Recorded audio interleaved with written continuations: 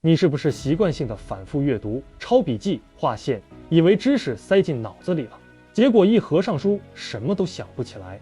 这就像天天看同事的脸，觉得熟的不能再熟了，但让你闭上眼把他的五官描述出来，马上就会卡住。心理学把这叫做被动输入，它会给你一种我都掌握了的虚假安全感。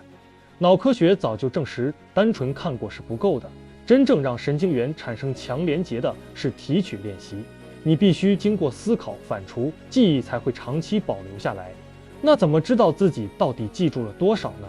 最简单的就是白纸记忆法，总共只有3步。第一步，给自己一个明确的输入，你可以像平常一样阅读、划线、记笔记，随便你，但要有一个明确的时间限制，比如用10分钟速读经济学原理第1章的目录和重点黑体字，时间一到马上停。第二步，合上书，拿出一张白纸，把你记下的内容全部写出来，不用工整，关键词也好，画个框连条线也罢，唯一的规则就是不许偷看。这时你会发现脑子一团浆糊，几分钟前才看过的东西怎么全写不出来，甚至会有一种恐惧感，觉得自己之前的时间全白费了。90%的人在这一步就放弃了，因为这种挫败感太强烈，就想重新翻开书，逃回我能看懂的舒适区。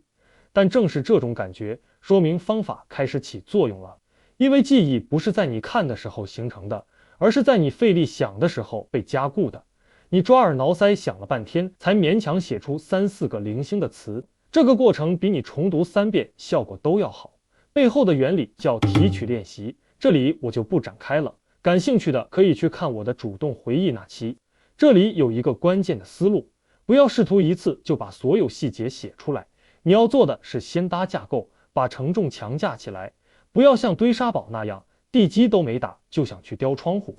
就拿刚才的经济学原理第1章来说，不要一上来就死磕需求、价格、弹性这种复杂名词，先写下2个大分类，微观和宏观，然后在微观下面分出供给和需求，能把这个骨架写出来，这一步就成功了。细节呢，像添砖加瓦一样，下一次再补进框架里。而且你会发现，当脑子里有了清晰的框架之后，那些细节更容易挂上去了。大脑会主动伸出触手，把新的细节抓过来，跟已有的知识点连结，这比死磕细节高效得多。写完之后，打开书，拿一支红色的笔，把你漏掉的、写错的补上去。这些红色的内容就是你下一次的复习重点。你不用再重新读整个章节，写出来的说明你已经记住了，需要操心的只有那些红色的漏洞。不用再把时间浪费在已经会的东西上了，复习效率直接翻倍。第3步，脱机复习，这是白纸记忆法最大的优势，因为你脑子里已经有了一张逻辑清晰的网，就可以随时随地不限空间的在脑子里打开这张白纸。通勤的时候、排队的时候、睡前闭眼的时候，都可以在脑子里过一遍。遇到想不起来的细节，也不需要从头再读一遍，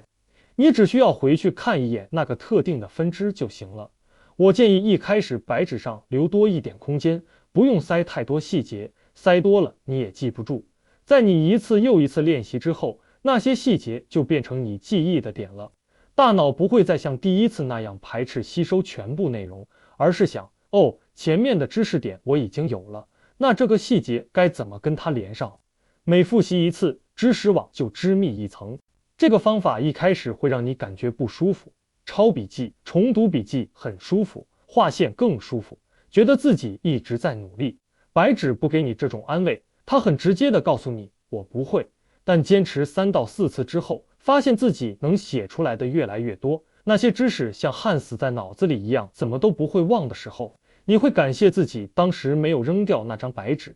换个角度想，如果学习的过程一直让你很舒服，那大概率没有真正的在学习。今天不用改变什么大习惯，就拿出一张白纸，花3分钟把你今天学的东西写出来。写不出来的地方，就是你明天重点要补的东西。